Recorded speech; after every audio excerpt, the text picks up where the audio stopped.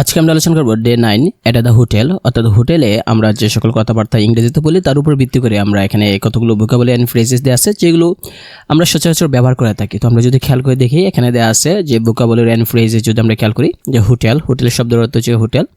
একটা যদি আমরা সেন্টেন্স বলি হোটেল নিয়ে, তাহলে we stayed at a hotel in Cox's Bazar, মানে আমরা কক্সবাজার একটা হোটেলে থেকেছিলাম। সেটা রিসেপশন, যেটা অর্থাৎ হোটেলের রিসেপশনিস্ট থাকে, একজন রিসেপশন করার জন্য একজন লোক থাকে, রিসেপশন শব্দ অর্থে রিসেপশন দেওয়া আছে। বাংলা অর্থ হতে পারে অভ্যর্থনা জানানো, সেটা please go to the reception to check in.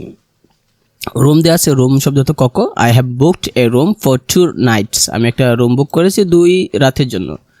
Reservation শব্দের অর্থ দিয়েছে বুকিং, মানে রিজার্ভেশন শব্দ তো বুকিং করে রাখা হয়েছে এরকম। I made a reservation yesterday, আমি একটা বুকিং করে রেখেছিলাম গতকালকে। চেক ইন শব্দটা ব্যবহার করে যখন আমরা কোনো একটা হোটেলে আমরা যদি দেখি যে চেক ইন করতে হয়, যে মানে রুম খালি আছে কিনা বা একটা রুম বুকিং করার জন্য চেক করতে হয়, সেটা check in. We will check in at 2 PM। আবার চেক আউট করতে হয়, একটা চেক আউট দেওয়া আছে যে চেক আউট শব্দ চেক আউট করা, যেমন check out time is 12 noon, মানে তারপর কি দেওয়া আছে, কি মানে চাবি, বেড দেওয়া আছে, বাথরুম দেওয়া আছে, টাওয়েলস দেওয়া আছে, টাওয়েলস তোয়ালে, ব্রেকফাস্ট, লবি দেওয়া আছে, লবি শব্দ তো lobby. We are waiting in the lobby, মানে যেখানে আমরা অপেক্ষা করতে সেখানে লবি বলা হয়। এলিভেটর মানে হচ্ছে লিফট, যেটা ফ্লোর মানে হচ্ছে মানে তলা বা মেঝে। রিসেপশনিস্ট মানে যে গ্রহণ করে, অভ্যর্থনা দিয়ে যে গ্রহণ করে তাকে বলা হয় the receptionist helped me with direction. Service মানে সেবা। ওয়াইফাই শব্দ তো ওয়াইফাই। সেফ মানে হচ্ছে আপনার নিরাপদ বা সেফ থাকা, যেমন the room has a safe for ভ্যালুয়েবলস।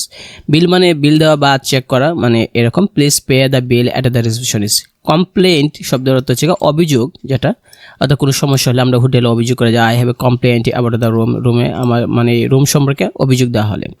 তাহলে এই যে শব্দগুলো আছে, এই শব্দগুলো সাধারণত আমরা হোটেলে ব্যবহার করে থাকি। যখন আমরা কোথাও বেড়াতে যাই থাকার জন্য হোটেলে, তখন আমরা দেখা যায় এই শব্দগুলো আমরা ব্যবহার করতে হয়।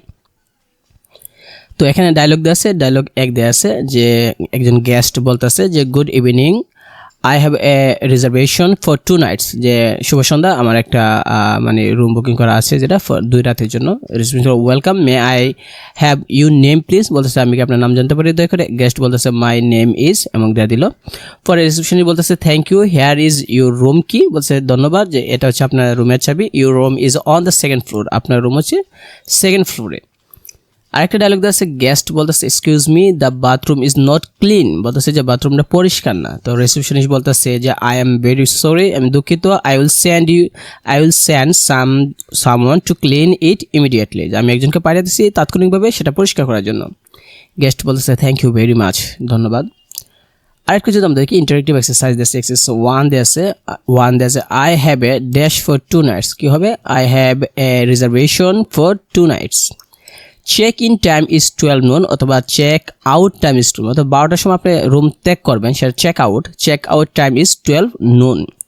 প্লিজ প্রোভাইড ফ্রেশ টাওয়েলস, অর্থাৎ আমাকে মানে ফ্রেশ ভালো একটা মানে তোয়ালে দেওয়ার জন্য, সেটা আমরা বলতে পারি please provide fresh towels. The room has free wifi, অর্থাৎ রুমে ফ্রি ওয়াইফাই আছে। I have a complaint about the service, যে আমার একটা অভিযোগ আছে এই সার্ভিস সম্পর্কে। এখানে কতগুলো শব্দ আছে, হোটেল, রিসেপশন, কি, বাথরুম, এলিভেটর। আরেকটা মিনি রুল দেওয়া আছে, এ বলতেছে I have a reservation for 2 night, আজকে রাতের জন্য আমার একটা কি আছে রিজার্ভেশন বুকিং করা আছে। ওয়েলকাম, হিয়ার ইজ ইউর কি, যে ধন্যবাদ মানে স্বাগতম, এ হচ্ছে আপনার চাবি। এ বলছে থ্যাংক ইউ। বি বলছে your room is on the 3rd floor, যে আপনার রুম হচ্ছে 3rd ফ্লোরে। তো এই হলো বিষয়, যে এইগুলো যে শব্দগুলো দেশে হোটেলের ক্ষেত্রে আমরা ব্যবহার করি, এই শব্দগুলো আমরা শিখে নিব, কারণ এই শব্দগুলো আমরা সাধারণত ব্যবহার করতে, আর এখানে যে ডায়লগগুলো আছে সেগুলো আমরা যদি শিখি তাহলে আমরা সহজে কথা বলতে পারবো মানুষের সাথে। তো আমরা নেক্সটে আলোচনা করবো ডে 10 এটা দ্য এয়ারপোর্ট।